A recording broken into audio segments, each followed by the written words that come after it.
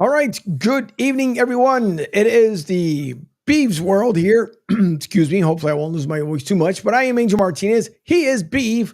Beav's world here that normally you guys can see on Mondays and Wednesday evenings. Of course, you can also hear on Sports Radio 102.9 FM, the game, the app. If you guys have not downloaded yet, you can go to sr1029thegame.com. Right on the homepage, you guys can download the app. I appreciate everyone who's already done so. We've got some incredible numbers from it. So thank you so much for doing so with that. Because as I always say, when you guys are home, especially now, maybe you're putting the final fixings on the side dishes, you can get ready to put in the fridge. If you have to run out to Walmart or Publix or Piggly Wiggly or ShopRite or anywhere else, basically you can just take the app, fire it up when you get in the car, put it on your Android or the CarPlay on the digital radio side. And then when you get to the store, you're sitting in line, bring the app back up, the video side. Therefore, you pick up right where you left off. That's the nice part about doing this here on the network. And we thank you all. And we hope that you guys enjoy yourselves if you are going out tonight because it is Thanksgiving Eve, the biggest college day and the biggest party night of the year. Please be safe.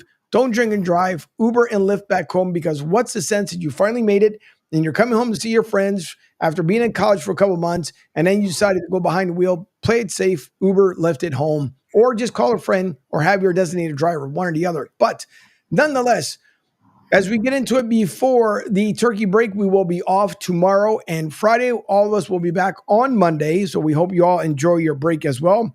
But starting off with what is the joke that has become the New York Jets on top of the joke that's become Aaron Rodgers. And I don't know why this guy still believes a perfect marriage, Aaron, a perfect marriage, Angel. Yeah, perfect in nothing. That's for sure. But he's just got this thing, and this is credit to the Pat McAfee show, but he talks about like the future with the Jets. And at one point he says he doesn't know the reporter and blah, blah, blah. But here's his comments on the Pat McAfee show. 2025, have you all the answers? Go ahead. Yeah, I'm sorry. Yeah, we start wherever you want to start. Listen, I don't talk to that person. So I don't, there's obviously people that I guess she talks with. I don't understand what the motivation would be or what you think you're getting out of that. I don't know. She's doing her job, Aaron. I'll tell you again, my circle's really small. You should try that. People who are talking to people like that.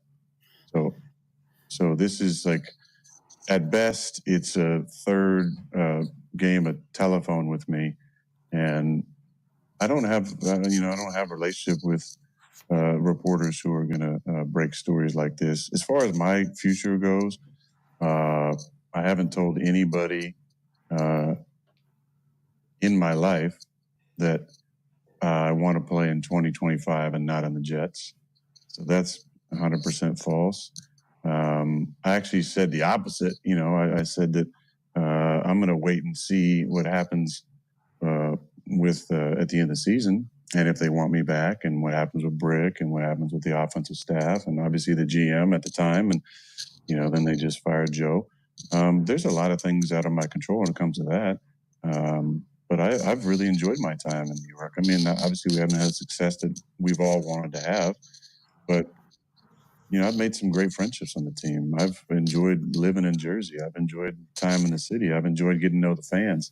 And I came here to win here. So I'm not jumping off ship, like, oh, I definitely want to play and not in New York. I don't even know if I want to play yet, but New York would be my first option. Okay, so let's go over this real quick. I want, Angel, you and I can do this together, and everybody else. Anybody who is listening to this podcast who is a fan of the 31 other teams that Aaron Rodgers doesn't play for, I don't care who your effing quarterback is, whether it's Pat Mahomes or Pat Boone, you should be happy that moron isn't in your locker room. I don't even know where to begin, but how he just attacked Diana Rossini. Hey, Aaron, let me let you know a secret. The reason why Diana Rossini is saying these things is it's her job to do these things. Mm-hmm. There's all these stories coming out from the other side, the Jets, about how they want you to take an MRI in your knee. And they're thinking about shutting you down for the season. That's from Woody Johnson and his people. Like the story that came out where he went to Saleh and wanted to bench you in about week 5. Let me let you know a secret, Aaron. That didn't come from your people. That comes from other people. This is called being a reporter. Remember when we started doing this show, Mr. Angel? Who was our very first guest? A Jets reporter, a good friend of mine, Rich Cimini. That's what his job is. And he said something to us a weekend in advance where he said, I think the Jets are going to get Davante Adams. Well, Angel, why would Rich Cimini think that? Let's see. He's Aaron's star receiver. They had a needed wide receiver, and there were rumors of this. So Rich is a good reporter. He said, I really don't have great sources on this, but I think he's coming here. So that's called what we do today. Adam Schefter breaks stories all the time. Rap Sheet, Chris Mortensen back in the day when he was the thing. This is how it works. And, you create a lot of these stories when you disappeared from minicamp and you threw your coach under the bus. Remember that back in May? Yep. Robert Saleh had to go up there and explain. And then your timing's all off. And not like you're coming off a major injury, like where your leg fell off with the Achilles tendon. He is a world-class doofus. If the Jets had any balls and integrity at all, they'd fire his ass tonight. But they don't, and they're the Jets. The fact that they're considering bringing this doofus back into their building is just asinine. He's so washed up, he's got suds coming out of his ears. He's not a hard worker. He's never been a hard worker. No. And his body and his athletic ability is going sideways, so he can't play anymore. That's why my friend was so good till he was 45 years old, because he realized he wasn't the best athlete on the field. So he had to work harder than everybody else.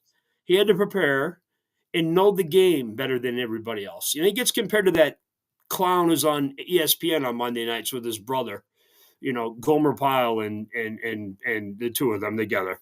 But the guy he's compared all the time, this guy played for the Colts in Denver. If you really watch his career, particularly there were a couple big experiences against the Patriots in two important spots, wasn't really good at reading defenses. I know what I just said. Oh, blasphemy. I'll give you two really good examples, two very famous games. And they set things up for the playoffs both times in 03 and 04. Right. Patriots went into Indianapolis, big game in 03. They had a huge lead, and the Colts came back and were driving to win the game. And they had a fourth down play, and they ran a play with Edger and James. Willie McGinnis came unblocked off the edge and took him down and won the game in Indianapolis. Because Peyton didn't read the defense. Apparently he doesn't know who Willie McGinnis is. And remember Willie McGinnis' name, because I'm going to give you another one. The next year, in Foxborough, famous game, I believe it was on Monday night. Colts are driving to win the game with Manning's buddy, the drunken kicker, Vanderjagt. Willie McGinnis off the edge. Sacks Peyton, makes the field goal harder. And you'll notice a history with Peyton Manning. Got a lot of trouble with Pittsburgh, Baltimore, and San Diego, and they were the Chargers in San Diego. They all ran 3-4 defenses. We have to read where the guys come in, made famous by Lawrence Taylor and Carl Banks in the 80s, and the Saints did it with Pat Swilling and Ricky Jackson, all those guys. But they did a lot of, you have to read and set your protection, something Tommy was really good at. Peyton's not really good at that. And I just gave you two really famous examples of it where he didn't read. And the other one it got documented again the other night, the Ed Reed stuff. So, hate to do this. No, I'm going to be phased out by ESPN after what I just did. But, just telling the truth. How did I get on Peyton Manning not reading defenses? But it's there. It is there. I just don't understand the whole thing with why New York feels that they need to keep him there. I mean, it's more in the obvious. He checked out even before the season started. I can explain. Sure. And you come from the Eagles, where they have a winning culture and management. They have a great owner, and they have a great general manager. And you like to make fun of the coach, and he's kind of a doofus. But he has people above him that control him and rein him in. And they have a winning environment, going back to when Buddy Ryan, Dick Vermeil. Going back to Dick Vermeil when I was a little kid, about 45, 50 years ago. And there's a winning environment what's the Jets culture? The butt fumble? the butt fumble and Rex Ryan talking about tough feet, and I mean, they seriously, their legacy and culture is Joe Namath, and that's what they bring up. Joe Namath. I want to kiss you, Joe Namath. So it just that's the strategy and the culture there. There isn't. They don't have any, and the owner's nuts, and there's no. It's a collection of talent. That's the difference between teams and talent, and not every franchise is the same. The Lions are playing tomorrow at 12:30, and if you notice, they have a pretty popular coach now. Mm-hmm. But he was brought in by the owner, Sheila Kemp, who took the team over from her family, the Fords, and she hired two very important people. Brad Holmes, the general manager from the LA Rams, who then hired a guy who looked like he could play Hulk Hogan in the movie, Dan Campbell. And he went up there and talked about kneecaps and doing this, and we're gonna make you proud, or we're gonna you punch us in the face, we're gonna punch you twice, and I already laughed at him. Hey, Angels, anybody laughing now? Yep. Okay. So, and you know why Dan Campbell works and Aaron Rodgers doesn't? Well, first of all, because Dan would kick your ass. But I mean, Dan is what you see is what you get. Right. He's a real dude. And players buy into that stuff. Hey, we're gonna work hard today, but if you give me a good effort, we've all seen the videos of him talking to the guys from Hard Knocks. He doesn't want them, they're getting upset about hitting in practice and all the other stuff he does. But there's a method to his madness, and you get results. Coaches, there's two types of coaches that really are successful. There are those type of coaches where they're player friendly. And then there are the Bill Walsh, Bill Belichick guys where they tell you what's going to happen in the game. Hey, Dwight Clark, if you run this route, you're going to be so open you won't know what to do. Hey, Willie McGinnis, Mike Vrabel, if you do this, this right tackle can't handle you. And then you do it in the game, and it happens. And you're like, wow, that's cool. Because if I listen to this guy, I get stats and wins. I get a lot of money. So that's how this works. Aaron Rodgers is costing the players on the Jets money because he stinks. And they have a lot of good players on that team. They have good receivers.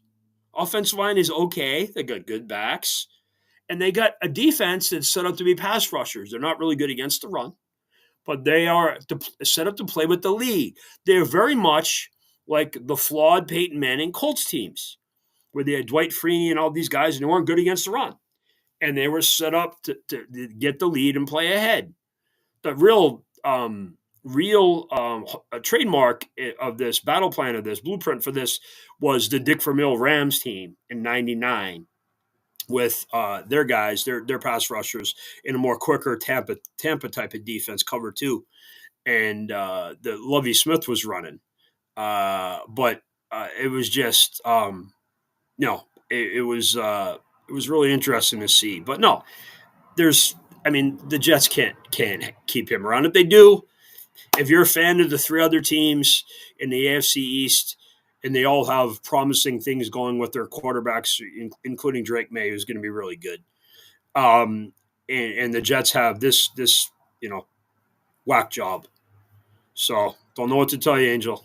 Other than we shall be thankful we don't have that doofus in our building. Yep. Well, I mean, you started during the offseason where you were supposed to be there for mandatory camp. And then get him, Angel. Get him, Angel. Come on. I had nothing else better to do but to go overseas and not worry about my teammates. And then when I come back, I haphazardly imagine this guy doing that. Can you ever imagine Tom Brady doing that?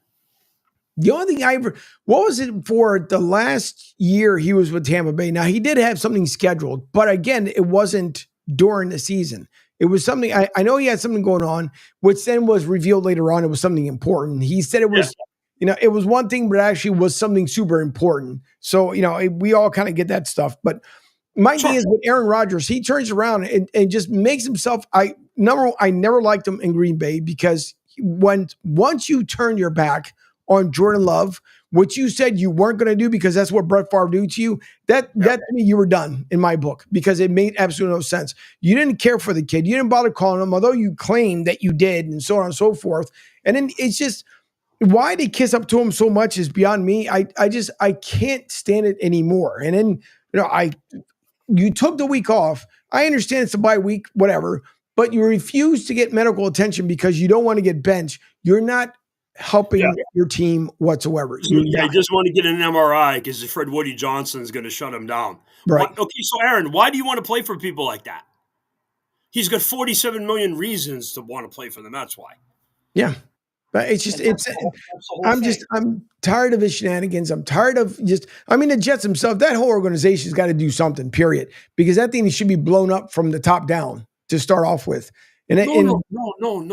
I like them the way they are, Angel. We all need 2 bye weeks. There's your second bye week when you play the Jets on the schedule. They should rotate the Jets. Every team in the league should get to play them every other year. They should. Just get to play this car accident. They should.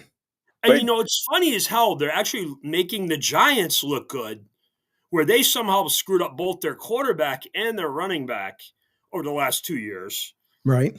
I think they have a pretty good roster, and there's a lot of elements there that could be good. And I really am a big fan of Brian Daboll, their coach. But going back to his earlier work with the Patriots and the Bills and other teams, Josh Allen's best season, he was the OC.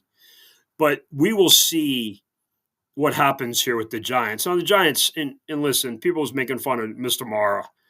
Way better situation. Obviously, his dad was incredible, Wellington.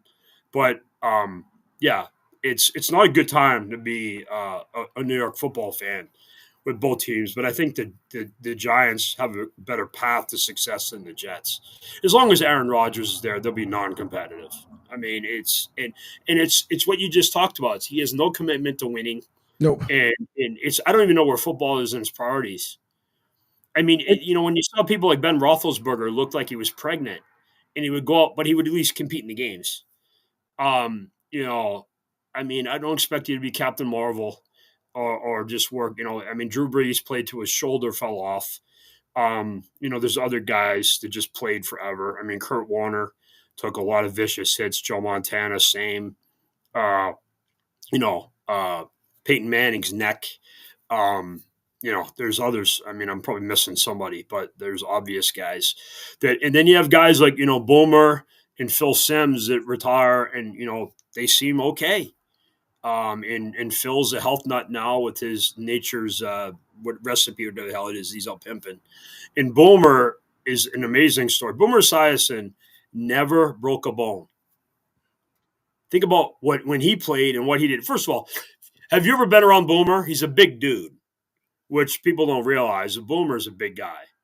And one of the things, you and I have talked about before is these guys with the ball, the quarterbacks now hold the ball too long. Right. And the guy in Kansas City is the latest guy to get that disease. And he's going to be careful or he's going to get carried off on a stretcher.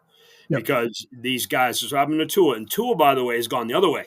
He's learned to get the ball out quicker. That's why Jonnu Smith is getting a lot of balls at tight end underneath. Because he's like 1-2 out. Oh, I'm going to read Jalen Waddle. I'm going to read Tyreek Hill. Okay, then I'll open check down. Boom. And you can do this. This is what Joe Montana do. I'm spoiled. I just turned 53. I go watching Joe Montana. 1-2 out.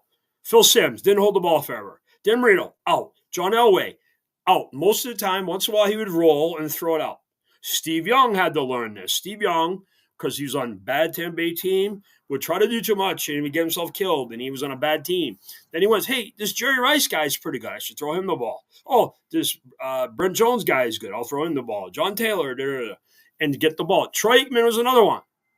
Most overrated quarterback in the history of the NFL, but he got the ball out. And the less you get hit, how did a guy like Bernie Kosar, who had the athletic ability of a tree stump, play and be effective? He got the ball. Yeah. And I just got Bernie Kosar an endorsement with tree stumps. So no, but it was Kurt Warner's another one. And Jim Kelly with the no huddle and the K gun. Yep. But just watching these guys that just hold the ball too much, and it's horrifically bad with the college kids. The college kids is a whole other world. But it's one of the things I noticed when I watch the red zone at work. And obviously I'm spoiled because I know Tommy and I watched Tommy forever, but these guys just holding the ball forever, and it's your old line gets exposed. Joe Burrow does it. Yep. Joe Burrow does it all the time. That's why he gets hit a lot. That's because all of them, every single one of them want to make a play that's not happening. They all do. Jalen Hurts is one of the worst ones. Every single time, it's like if there's nothing there, you've been taught from Pee Wee, throw it away. That's all you got to do. Nope, I'm going to take the 12-yard loss, and then I think I'm going to throw a 40-yard bomb down the field, and they're going to end up catching it. I mean, it's too much of the holding, and it is spreading down to the college ranks, and it's a shame because these guys should be doing the polar opposite effect. It should be like 1, 2, 3, release. If there's nothing there, I get it. Every once in a while, you get lucky where you might get a guy who actually, does a little jig, and then he's gone. Yeah. And it's every once in a while. But sometimes too, you see guys that run the wrong route. Here he tosses it up in the air. Interception. But that's the entire thing in the NFL. You have to stop holding on to a play that's not there. There's been other times when the running back is wide open. Nope, he's looking 40 yards down the field instead of just throwing it for a little 5-yard pass, pick up 6 yards, 7 yards. Now you're closer, 2nd and 3, 2nd and 1. No. I want to be the superhero. Now we're 3rd and 27. And I got to figure out, what went wrong here? So here's the offense coordinator, Angel, looking at 3rd and 27 plays. Exactly. What? Third. Oh shit. Yeah. That's 3rd and 27. Yeah, that's pretty much it. And then you look at the Hope and beg. That's the play on 3rd and 27. So I'm going to give you. Okay, I'm here for content. I'm going to give you a story. All right. We just talked about, and this is going to make you very happy. It might send me into depression. There was a Super Bowl game, you might have remembered, in 2017, actually 2018, between the Philadelphia Eagles and the former team that Tommy used to play for, the New England team that's in the sewer and belongs to stay there. There was a certain play in that game around the 2:30 mark where Tommy dropped back and James White was open and out of the backfield.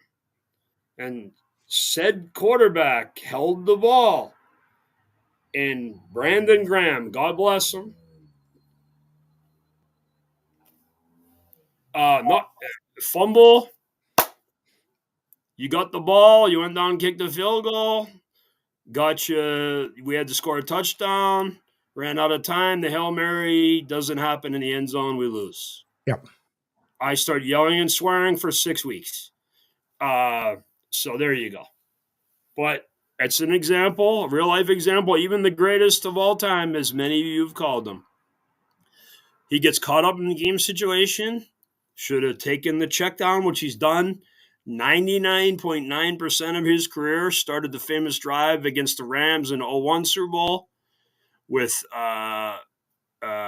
dump-off pass to the Arizona State, Jar Redmond, the Arizona State running back.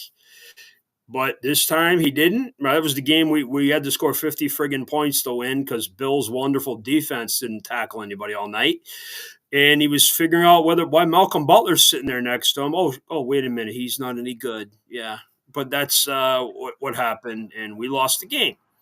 So how you doing, Angel? One thing I liked about Tom Brady was when he used to ask him, hey, which one do you think is the best one, the next one? As he always used to say, but you know that story, where that story comes from? What's that? Big John Falk, our equipment manager at Michigan. Okay. When Tom was a freshman, said Big John Falk is like the caretaker of our program. He's like the bouncer guy the Eagles have on the sideline. Right. I got in trouble. What's his name? Big, huge guy. You know what I'm talking about. I got in trouble for what's up, Penguin? Big John Falk was our equipment guy forever. He came in with Bo in the 70s. A Miami of Ohio guy, Ohio guy, period. So he was our equipment guy, and all the freshmen would befriend Big Johnny. And Tommy, who's always asking good questions, looked at Big John. He's got all these Big Ten rings. And he says, Johnny, what's your favorite Big Ten championship ring? And he said, the next one. So now Tommy's always used that and brought his mentality. And it's a really good mentality that I've kind of incorporated. One of the funnier ones, I'll give you this story, and this is great.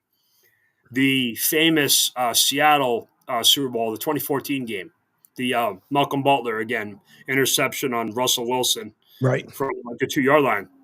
So literally, the game is over, and it's one of the greatest wins ever. And literally, I enjoyed it for about 5 minutes, and then I sat there for about 5 hours trying to figure out how the Patriots could pay both Darrelle Revis and Devin McCourty. They were both up. Contracts are up.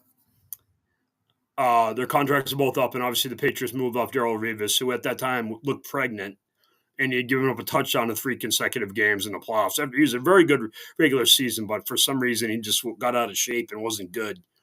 And the Patriots moved off him. I think he went to Tampa Bay. And the Patriots obviously kept Devin McCourty, just retired within the last year. But that's the mentality. You just, it's a mindset, and you go with the next, what it is, the next one. Then hey, today's Wednesday. Okay, let's get ready for Thursday. You can't fix what just happened. You can look at it, learn from it, move on. And that's to bring up a bad moment in your career with the Eagles, the Brad Johnson team that went in and closed the vet after they had all the bad losses, Warren Sapp and those guys. But they Gruden figured out Jim Johnson's blitzes, and he got the Joe Jaravicious play and a couple other things tied up in the game. So, that's one of the things that happens. When you play really good teams and really good coaches enough, you run out of tricks. It's same thing pitching. You keep pitching to a guy, sooner or later he's going to hit a home run. And that's one of the amazing things about Mariano Rivera. The guy threw the same pitch all the time. Now, he did different things with it, but it was basically the same pitch. And not by coincidence, the Red Sox were one of the few teams that could hit him because they saw him all the time, and they got used to him. They got comfortable against him. So it's just one of the things in life. It's a good analysis and way to look at life and so forth, too, that you got to build, move up to the next level and figure out what's going on. Yep, it is. And by the way, Penguin AZ says driving and listening on the app. Thank you, Penguin AZ. And that's what I mean, where you guys he goes from work, watches it on the app, and then jumps in a car, puts on the digital radio. So thank you so much, Penguin AZ, for that message. Appreciate it. Of course, he said it before he started driving there. But I want to take our first break here. When we come back, I want to get into the Mike McCarthy talk, because how is it possible? Okay, I understand you stopped the slide last week. You're going to play the Giants. We'll break down a little bit of that game as well. But you get somewhat of an extension talk, which I think to me is absolutely insanity. But what the heck do I know? So we'll get into. You don't own the team, Angel. Yeah, apparently not. But we'll get into that, and then Get Up.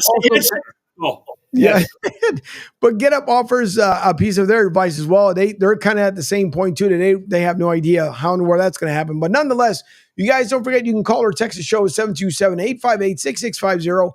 727-858-6650. You can make your comments on the social medias, Facebook, LinkedIn, YouTube, X, Twitter, as we all love to still call it, over on Kicks, Rumble, and anywhere else in between. And of course, if you do have the app, you can also make your live comments directly from the app. Therefore, you don't have to worry about exiting out, going somewhere else. You can do it all directly from the app. So you are listening to Beav's World right here on the Coastal Sports Network. We will be right back. Hi, folks. This is Gerard Moynihan of Moynihan Lumber, and I would like you to know that our company has been selling Anderson windows for over 60 years. See the complete line of Anderson windows at any of our 3 locations in North Reading, Beverly, or in Plastown, New Hampshire, or at MoynihanLumber.com. What's up, Southwest Florida? Jim and the Beef Guy here. Fort Myers, we answered your call. We're pumped to announce the opening of our second location. It's on 41 just north of the Edison Mall. And guys, nothing's changed here. The beef, the sausage, the breaded steak, our Maxwell Polish. Now serving you in 2 locations, Fort Myers and Bonita Springs. And don't forget, if you're having a party, check out our catering menu. Hey guys, when you're at the counter, don't call it gardenia. It's pronounced Chardonnay. Bill Castanetti Sports World in Saugus, Massachusetts is New England's place to buy or sell the finest in sports memorabilia. For over 35 years, Sports World has offered the finest in sports collectibles. Last month, you might remember Tim Thomas, legendary Bruins goalie, returned on October 5th. What a turnout it was. And now a new event coming up. On Saturday, November 30th, it's Willie O'Ree, yes, the original Jackie Robinson of the National Hockey League. He'll be signing autographs to the public, $25 each. There'll be photos, pucks, and cards available. Phone orders are welcome. Just call 781-233-7222 for more information. Sports World in Saugus. Be there. Hey, everybody, it's Pete Shepard from the Coastal Sports Network. Want to tell you about my good friend Lou DiMuzio and his company. Lou is the president and founder of Ace Technology Advisors. They're big-time tech specialists. At ATA, they're able to craft, implement, and manage the best and most appropriate solution for your business. They leverage their industry-leading experience and their portfolio of technology partners to improve your best practices and infrastructure. So you can get a hold of them at 888-599-4223. That's 888-599-4223. Check them out on their webpage, www.acetechadvisors.com. That's www.acetechadvisors.com. Or you can email them sales@acetechadvisors.com. Check out my friend Lou DiMuzio and Ace Technology Advisors. Eye on Tampa Bay is the latest news, weather, and traffic for Pinellas, Pasco, Ellsboro, Hernando, and surrounding communities. Stay connected on X, Facebook, and their website, iontp.com. Eye on Tampa Bay keeps you informed on breaking news as it happens. Southwest Florida's newest game in town. Sports Radio 102.9, the game powered by Eye on Tampa Bay. We'll be right back. To some people, the sound of a baby babbling doesn't mean much. But that's not necessarily true. By 6 months, they're combining vowels and consonants. By 9 months, they're trying out different kinds of sounds. And by 12 months, their babbling is beginning to take on some meaning. Especially if there's no babbling at all. Little to no babbling by 12 months or later is just one of the possible signs of autism in children. Early screening and intervention can make a lifetime of difference and unlock a world of possibilities. Take the first step at autismspeaks.org. A public service announcement brought to you by Autism Speaks and the Ad Council. The following is made possible by Dad. Why was the basketball court all wet? Because the players kept dribbling all over it. The dad joke. Corny, grown-worthy, but also one of the simplest ways to share a moment with your kids. Why do you have to be careful when it's raining cats and dogs? Because you might step in a poodle. And kids that spend more time with their dads grow up to be smarter, more successful. Can I tell you a cat joke? Just kidding. And, with any luck, funnier adults.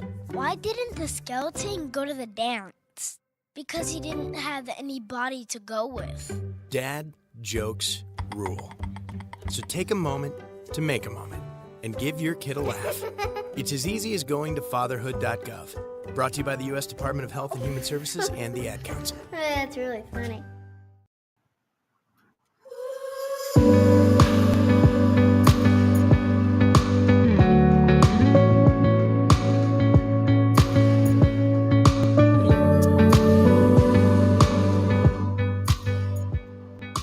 Figure since Penguin AZ is in the car, give him a little relaxing music to go with.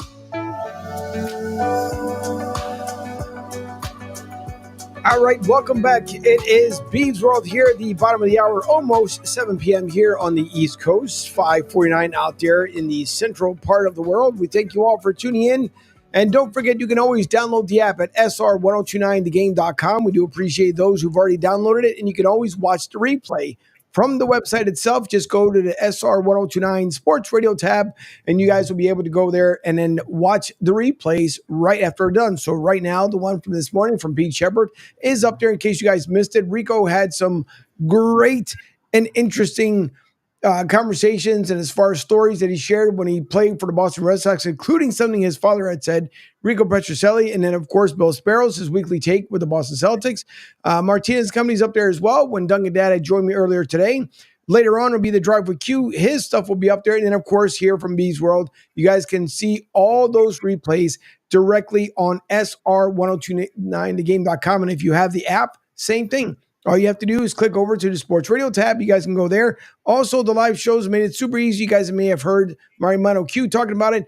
If you want to go on a particular show, homepage, click on the button, and you'll be able to go there as well. But before I get into the Mike McCarthy talk, maybe I can somewhat make Beav's night. So I want to bring this up before we get into the ridiculousness, what is the Dallas Cowboys. Credit to Sirius XM Radio Network.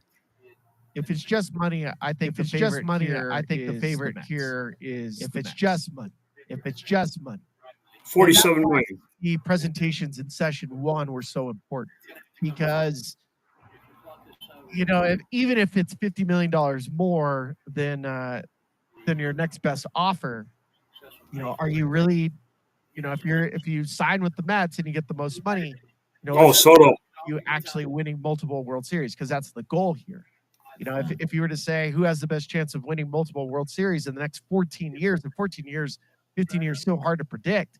I would say, how about in the next 3 years, which one is going to win a World Series? In the next 5 years, who's going to win the next World Series? Because I think that's an actual time frame based on the prospects that you currently have in your farm system, the players you have currently on your roster, and your ability to whether it's servicing debt or bringing in tickets, so you can have a certain level of a payroll to keep you competitive. You start digging into these teams. Yankees, you haven't won a World Series since 2009. Last year, you are starting to get older. We just saw it. We literally just saw it. Juan Soto questioning, Hal Steinbrenner and the young players coming up through the ranks, which is a question mark about how you're player developing some of these young players. Is there a loss there? Do you feel confident that in the next 3 years, the Yankees will win a World Series? Will you win 2 in the next 5? Take a look at the Toronto Blue Jays. Toronto Blue Jays would probably be lower on the scale for me than the Yankees, although they have a 26-year-old stud in Vlad Guerrero that you can build upon. Okay, so you got 2 studs, not saying that Aaron Judge isn't a stud or that Anthony Volpe isn't a stud, but you just got there and you saw you were flawed. The Dodgers, the Dodgers, if they offered you $600 million in comparison to $700 million with the Mets, you might win 1 or 2 World Series in the next 5 years. The other way with 55 seconds in the half and over. By the way, the Dodgers have won 2 World Series since 1988. Now, you'll say, well, the Mets haven't won any since 1988. Well, who took the Dodgers the farthest last year? Shohei. Who's got the richest owner in the sport? Who's obsessed with winning and just quit his business to run my team full time? Who's got a really good general manager, David Stearns, who built the Milwaukee Brewers, who there are Dunkin' Donuts who have better budgets than the Milwaukee Brewers. That guy won games there and built that team. He now has Steve Cohen's money. They're deciding who to pay. If Soto doesn't take the money, they'll have plan B. If Soto signs, they can go to Pete Alonso. Hey, Pete, you want to come back? You want to finish your career with the Mets, the team you came up with, or do you want to go play in Washington and draw straws for the rest of your life? And then we'll address the pitching. Snell set the market. I didn't want him on the Mets. I'm not a fan. He's been hurt a lot. I'm not a huge fan of overpaying for pitchers. Like the Mets smartly moved off Jacob deGrom. And that's what you do. As great as Clayton Kershaw is, like last 5 years, he's fallen apart. Scherzer and Verlander, that's the Mets' mistake. They invested in those 2 clowns, and they both fell apart. So there's got to be another path. It's one of the things your team's done really well. Zach Wheeler, for the most part, has stayed healthy. Speaking of Mets mistakes, I got the Andover game on, by the way, Angel. I found it. Oh, nice. We're up 16-14 in the second quarter. And it was funny. I'm watching the opponent's cable feed, which is funny. I think I just got us in trouble. Not on the level of Antonio Brown, not 5.7 million people. Yeah, but, no. I'll post this on my Facebook, so I will get in trouble. But it's good to be a Mets fan right now.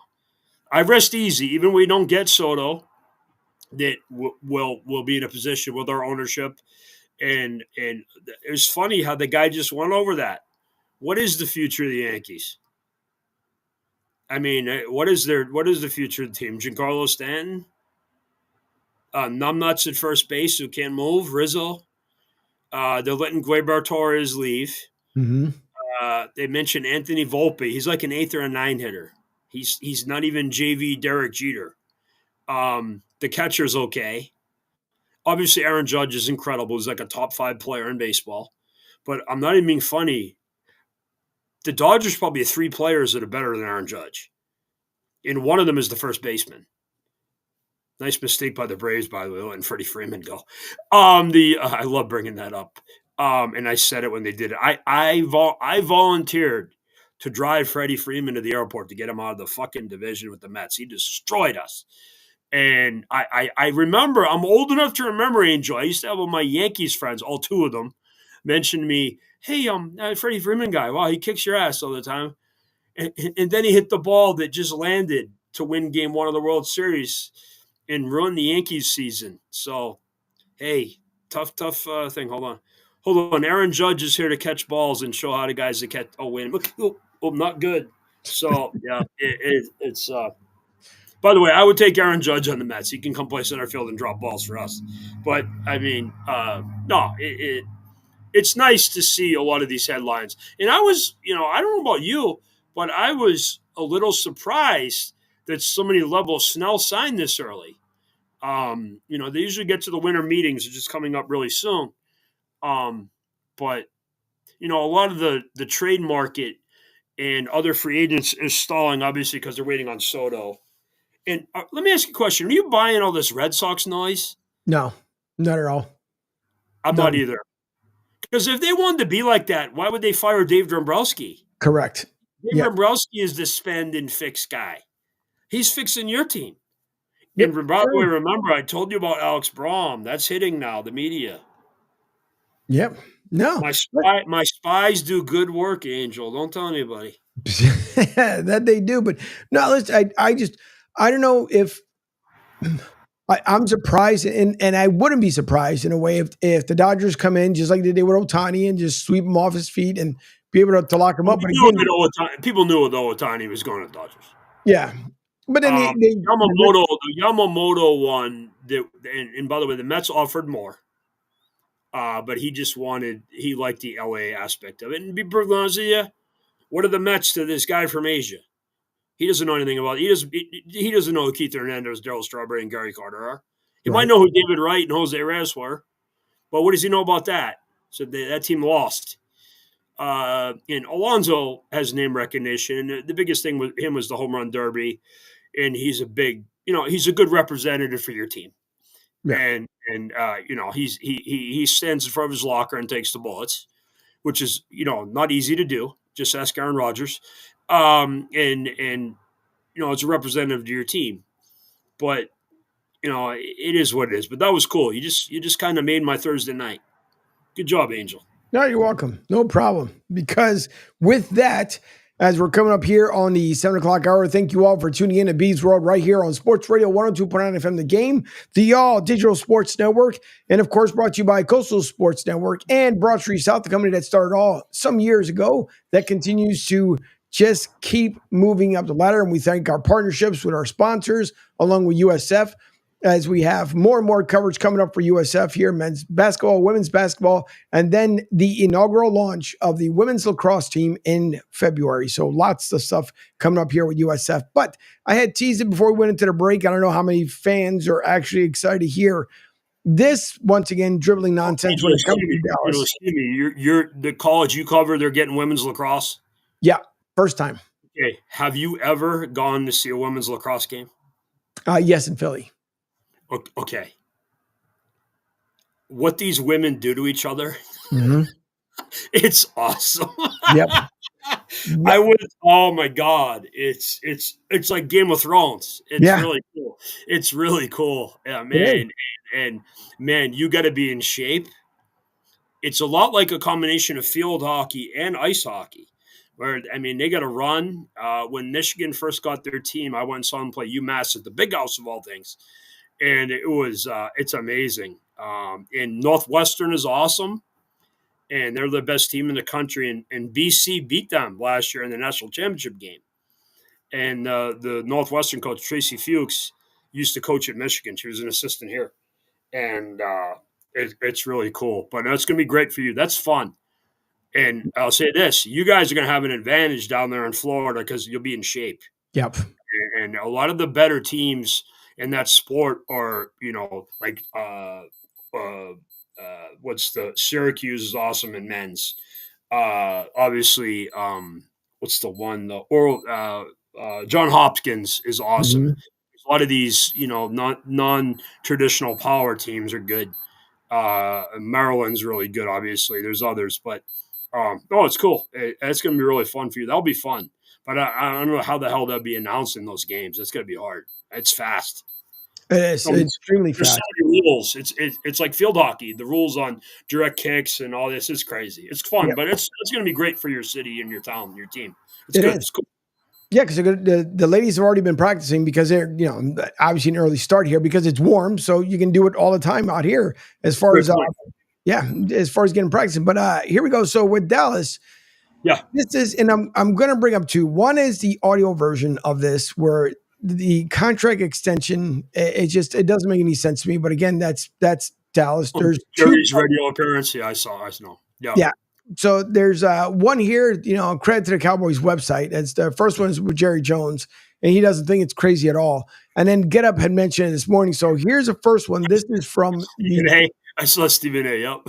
Yeah. So this is the one from the Cowboys website. I don't know if anyone's even asked you this, but is it crazy to think that at the end of this season we could be talking about an extension for Mike McCarthy? Well, I don't think that's crazy at all. That's not crazy. And listen, Mike McCarthy is an outstanding coach. I was listening to the game last night, watching it, and Aikman was talking about it, and he's reiterated that several times publicly. And Mike McCarthy has been there, done that. He's got great ideas.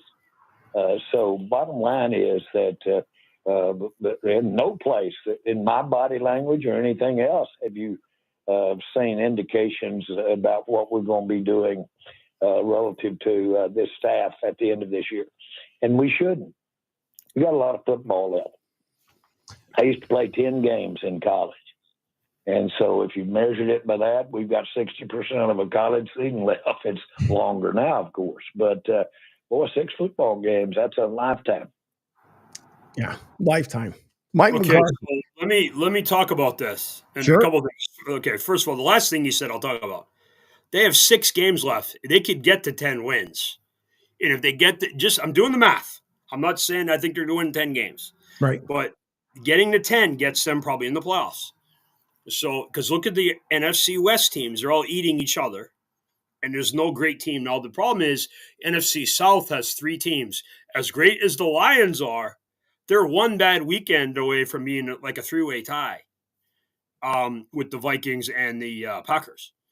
So that's the thing. But it is what it is. Rick's cracking jokes on Jerry Jones.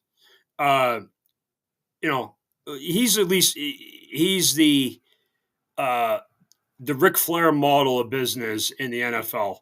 You go to watch him kick ass or get his ass kicked. He brings in TV revenue and ratings. He gets a reaction. And Rick made a good point about Daniel Jones. Let me talk about that. Daniel Jones going to the Vikings. First of all, he's on the practice squad. which means every Tuesday he can be claimed by any team in the league who has an injury at quarterback, and he will go. Like the Raiders are a good example. They just had injuries where Minshew broke his collarbone. Here's the other thing. Darnold's contract is up. They're not going to bring Sam Darnold back, and he's kind of regressed if you watch lately. He's playing okay. He's not great. And obviously they got JJ coming in, who's going to be their quarterback. Right. Daniel Jones is a lot like Sam Darnold and JJ McCarthy playing style-wise. He's a big guy, strong, really good athlete. So it fits. I mentioned to you about the Buffalo Bills. That was another team that tried to get things done with him, but he didn't want to go there for whatever reason. Thank you, Mickey. I got a fan. It's nice to see. Mickey, you, my lawyers, and my financial guy. I got 3. There you go. So my financial guys, he's trying to figure out what 0.001 is. So it is what it is. But thank you, and happy Thanksgiving to you and everybody else. All the guys following up and listening to Angel and getting us through the holiday here before the festivities start tomorrow. I got a Bruins game tonight at 7:30. So. And obviously my high school team's playing right now on my other monitor, but it's what it is. We're going to put one more here before, because we're going to end up closing out the show as well here soon. But this is Dominique from Get Up, and he mentions the same thing. But how Dominic Foxworth. Yeah. Yep. What they kind of the feeling in the room, or what they think what Jerry Jones has stated. I mean, I think first of all, Jerry said that nothing in his body language suggests that he wouldn't want to keep Mike McCarthy. Don't nobody care about what your body's saying. Say it with a contract. Say it with a comma and some dollar signs and some zeros. That's what my wife said. Before we got married. He sent Mike McCarthy out there in a lame duck situation. So I do think that Mike McCarthy's handled everything up until now pretty well. This is a very unique situation, and he's coached as well as you can given the circumstances, given the fact that Jerry Jones spent this offseason not getting a running back, not addressing issues across the defensive line, playing around with the contracts of Dak Prescott and CeeDee Lamb. Like, he's just doing all this ridiculous stuff that makes the job tougher for Mike McCarthy. And Mike has had success there, so I think it's reasonable to bring him back, especially if this team keeps fighting the way that it is, even though they're kind of out of it. I mean, I think, first of all... See, I'm kind of on the opposite end of the spectrum here, where he talks about that they should bring him back. I don't... Even if another team wanted Mike McCarthy services, what Jerry Jones is doing, Mike McCarthy is never going to have complete control of his line. He's just not. Everybody knows Jerry Jones. He wouldn't let Bill Parcells or Jimmy Johnson have complete control. Correct. So he's always going to dictate. So you can say, and Mike McCarthy, sure. I mean, is he okay? Green Bay, obviously, he got to the very end of his term, and they were like, you know what, Mike, thank you for your service. Thank you for getting us there. But, now it's time for you to walk. To me, with Dallas, I don't believe so. I also don't believe, I'm not 100% sold either with Deion. I know a lot of people keep saying, Shador and Deion are going to be a combo. Yeah, I don't think so either. If anything, maybe Shador ends up in Carolina. And out there. Yeah, Giants. That's true. Yeah, but you're not. Are you really getting that much of an upgrade with Shador in New York? Well, right now they have Tommy Cutlets playing, so Angel, you'd be an upgrade. Yeah, but I mean, you got to think about long term though. Left-handed Angel, not even good Angel. Left-handed Angel would be an upgrade over Tommy Cutlets. Which I couldn't even throw my left hand, but that's a good point, because it would be even better than, I guess. Here's the reality. This is what happens when you get the new quarterback to come in, the rookie quarterback. We've seen what all the changes this year with Drake May and Caleb and Jaden Daniels. And great example. Look at Carolina. If I said to you a month ago that Bryce Young would start playing well, what would you have thought? You would have thought I was smoking something strong. Guess what? He looks good.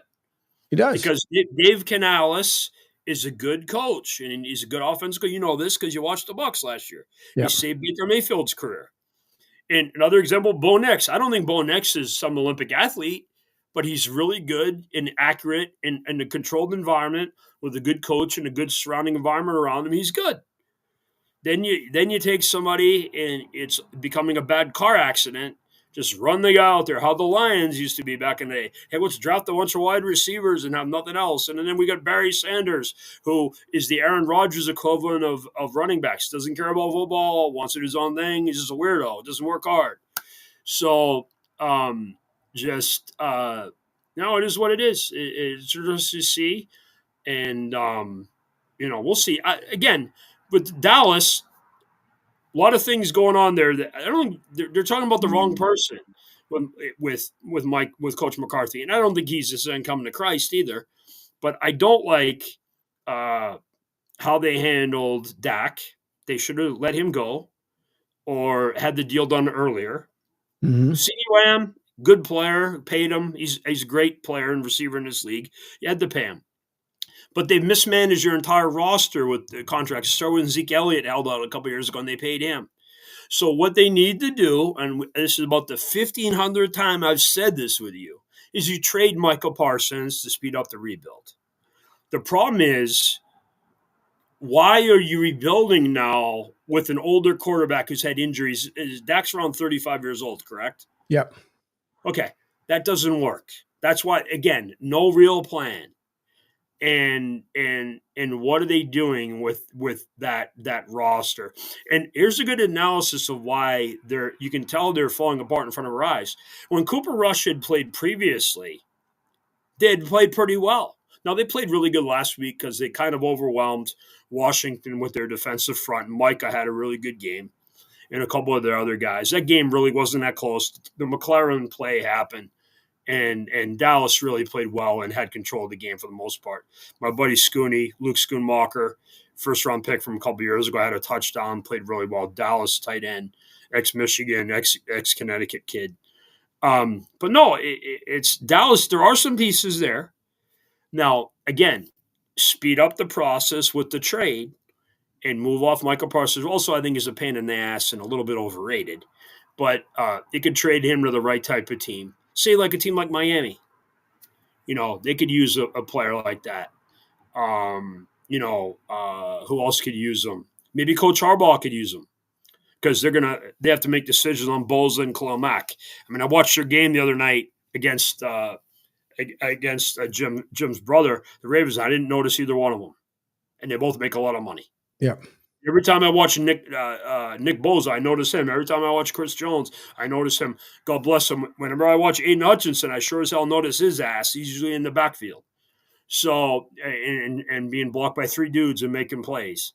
The 3-year anniversary of him and the Wolverines kicking Ohio State's ass in 21, when he had 15 pressures. 15 pressures. Some guys have that in a season. So, the Myles Jarrett's of the world, those type of guys, you notice those guys. Yeah. That's one of the great – I don't think people talk enough about, by the way, about how good Myles Jarrett is. Because, talk about a guy playing in a shitstorm team, and he's unbelievable when he's out there making plays all the time. And it's hard to be the man on a losing team. We were talking about the Mets earlier. That's why I love David Wright so much. Win or lose, no matter what, David Wright, in front of his locker, talk to the reporters. He faced the music. And it takes a special guy to do that. One of the things, Derek Jeter really didn't have to deal with that because the team, they were good the whole time he was there for the most part. Yeah. And again, Don Mattingly, the first 4 or 5 years he was there, they were good. Then they became ass and he had to deal with it. And then they got good again and his back gave out and they got rid of him. So, that's one of the things. I talk about this all the time. With the quarterbacks coming in, you become the face of the team. Whether Caleb, Bo, Jaden, or Drake like it, they're the face of the team. Now, is that fair? Probably not. But it's part of the deal. You got to get in front of the camera. The Josh Allens, the Pat Mahomes, Baker Mayfield's good at this. Dealing with back in the day, Phil Simms, John Elway, Dan Marino, always in front of the face of the team, Jim Kelly. So it's just not easy to do that stuff, and just part of the gig. Yep. No, it's not. By the way, Rick says, I'm betting on Kansas Swifty to win against the Vegas in the Snow Friday, which is, that's a super easy win there on Friday night, the Black Friday. Okay, so just let's go over this, Rick. Let's go over this, Angel. Does weather elements help or hurt skill teams? Sometimes it hurts. Okay. But does weather equalize talent is what I'm asking usually. It can. It Okay. definitely can. Okay. So why would you be so confident? By the way, did the Chiefs look good last week? No, No, but the they Raiders did. don't look any They got better, their ass- unfortunately. they got their asses kicked by the Bills a couple weeks ago, and that game wasn't even close if you watched it. The Josh Allen's bad interception at the Yep. end of the first half completely changed the game. But I don't think the Chiefs are Grey Goose right now. And listen, I don't care about either team. But no, we'll see. Where is the game? Is it in Vegas or Kansas City? No, Kansas City. Okay, so it's going to be cold, and Vegas doesn't have a quarterback, and for valuable prizes, name their skill position players, not name Brock Bowers. I play fantasy. Trey Tucker is one of the receivers. Jacoby Myers, another great Patriots mistake, is another one. Michael Mayer is the other tight end, the Notre Dame kid. And Sincere McCormick's going to be the running back. God, I'm a fantasy geek. Can't you tell? And they just moved that another team, the Josh Jacobs mistake. I mean, Angel, we should have a class. You should teach a class on NFL teams that screw up their running backs positions and kill their teams. Yeah. You benefited from with your Eagles with Barkley. Mhm. Just joking about Jerry Jones. He didn't want to pay Derrick Henry. Correct. That's worked out great. The Raiders paid Josh Jacobs. They tagged him, and then they let him leave. And the Packers are great now with Josh Jacobs. And the Lions, hey, they drafted a guy high, and then they just extended a guy they brought in free agency, and David Montgomery and Jahmyr Gibbs. So, like, almost every team that's good in the league has a running back that's good.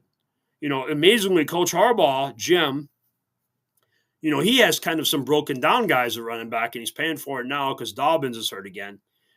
And we'll see. But the running game is kind of – we go through cycles in the sport. And there's, you know, part of why the Bills are a little better is James Cook and the Kentucky kid, the running back. Thank you, Rick. Every once in a while I get one right, buddy. All right. These quickly here as we're ending the show. Obviously, it's a no-brainer. Come tomorrow, 12 o'clock, 12:30, Detroit, Chicago shouldn't even bother showing up. We already know how that's going to work out. Then you have the Thursday night. Chicago bowling pins. Yeah. The Chicago bowling pins. Ooh. That's what it's going to pretty much end up being. Then you have the 4:30 game, which is Dallas and New York Giants. Earlier I had mentioned about the picks. I think for some reason the Giants, even with DeVito, if he plays, I still think he's going to play. I don't think he's going to play, by the way. Now, then you get Drew Lock, but I think somehow or another Giants still pull one out because Dallas has been terrible at home. But they surprise win last week. Could they surprise everybody again tomorrow? I think Dallas can win that game. Tommy's doing that game, by the way. Tommy's broadcasting the Dallas Giants game. Yeah, he has to work on my explanation on why I think they're going to win. I think Cooper Rush is a good backup. I don't think either team's going to be able to move the ball. I think it's going to come down to a defensive play, a Michael Parsons strip sack, that type of thing. Now, the Giants have good pass rushers, too. Right. You know, Dexter Lawrence and Brian Burns and Kenyon Thibodeau and their other players, but their defense is bad. So we'll see. You know, the Giants are in full revolt because of the Daniel Jones thing. People underestimate how much the players liked him and respected him. And that guy, you know, an example of a guy standing in front of his locker facing music. Yeah. Rick says the only way I would pick the Giants if Neighbors was a quarterback. So, then Rick, you're not going to be betting on Neighbors. And Neighbors needs to shut up and catch the fucking ball. Sure does. And the last one here, wrap up the show. Obviously, Miami at Green Bay. Bitter cold temperatures, below freezing. They're expecting snow. Miami has never done well, period, in cold weather. 5-6. I don't even think if Mike McDaniel shows up on the sideline. Who the hell knows? But to me, it's no brainer. Green Bay takes that one, and that would be that. Yeah, they're not going to be filming Green Bay Vice. No, I mean it's a green. I mean, I love the scheduling people. Hey, let's not only make the Miami go to Green Bay. Let's have them be the night game. I mean, like they do this stuff. It's funny. Obviously, you mentioned Miami's history and the weather. I mean, remember the playoff game last year at Miami at Kansas City in the freezing, where those fans died. Remember that? Yep. So yeah, I mean, I don't know how Tua and friends are going to hold up. And the other thing is have fun tackling Josh Jacobs in that weather. Exactly. I mean, if you see, he's like he's a smaller version of Derrick Henry. So it's like a bowling ball. So yeah, not going to be a lot of fun for them. But no, it's, I agree. The Packers. And again, I mentioned it again. The Lions are one bad weekend away from, the Vikings and the Packers. Ideal world, the Dolphins would do them a favor and win that game. But, I believe, the Lions are playing. This is funny. The Lions and Packers are playing next Thursday on Thursday Night Football. So they're going to have the 7-day thing with Thursday where they're going to play. They're both playing Thursday. And now the Packers playing the night game, which is a big disadvantage. But the Lions are playing back-to-back. Then they have the 10-day window with the normal Thursday game schedule. So that's kind of funny that worked out that way. But again, the geniuses who did the scheduling. Yep. So true. All right. Okay. Last comment here before we end it. It says, Rick says, I agree. Philly came to Tampa in September and it was over 100 degrees. Yeah. And it's funny that he brings that up because go back and watch the tape of that game. And look how fat and out of shape Jalen Carter and Jordan Davis were. And you know this, Angel. You watch that team. Those guys were not. And it's funny. We're just talking about the Patriots. The Patriots used to go down to Miami. Yeah. In the 70s and 80s. They had a huge, long losing streak. And the first time the Patriots beat the Dolphins in Miami and forever was the AFC Championship game in 1985. And Pete Brock, who was a broadcaster for years, he was the center on that team. He used to talk about going down to Miami to play in that old Orange Bowl. He'd lose 25 to 30 pounds. He called it his South Beach diet because it was so hot in there. And that was a house of horrors for Tommy's Patriots teams for years. They had the team that they went 14-2, won the Super Bowl. They went in there and lost to a one-win Miami team where Tommy threw an awful interception at the end of the game. And then famously about 5-6 years ago, the Gronk covering on the kickoff team play at the end of the game where they Kenyon Drake, Gronk was there for the Hail Mary pass playing safety, and he could barely move, and he had to come up and try to make a tackle on the running back, put a move on him and scored. I believe that was in 18. But yeah, the weather is part of this, and I love that you brought that up. People don't talk about that enough. Nope, they don't. And it's kind of been de-elemented out of the game because of the domes and everything too. Go ahead, Angel. Sorry. Yeah. No, listen, to everyone, thank you all. Mickey, it's been a minute. I hope you're feeling much healthier, so appreciate you tuning in. Rick, same way with Penguin AZ. Hopefully you'll have a safe drive home the rest of the way. For everyone else, once again, enjoy the holiday weekend. Enjoy the time with your family and friends. Never forget those who cannot be with us today because of things happening. And unfortunately, they're passing. So always give thanks and be blessed and be well, because we are not guaranteed tomorrow. We are guaranteed the moment, and we're definitely guaranteed the past. As Rick says, happy Thanksgiving to all. I know Rick has been had a crazy busy day out there at the airport. We appreciate Rick's service as well. To our fine friends in the air and, of course, on the ground. But listen, Beav, thank you, sir. Appreciate it. Make sure you have the best Thanksgiving you could possibly have. And I appreciate you, as always, being here with me on Monday and Wednesday nights. Anytime, brother. Everybody have a good, safe, and happy Thanksgiving. Thanks again, Angel. I'm thankful for you, brother. Same here. As everyone else, enjoy your night. We will talk to you all once again on Monday. Enjoy the rest of your night.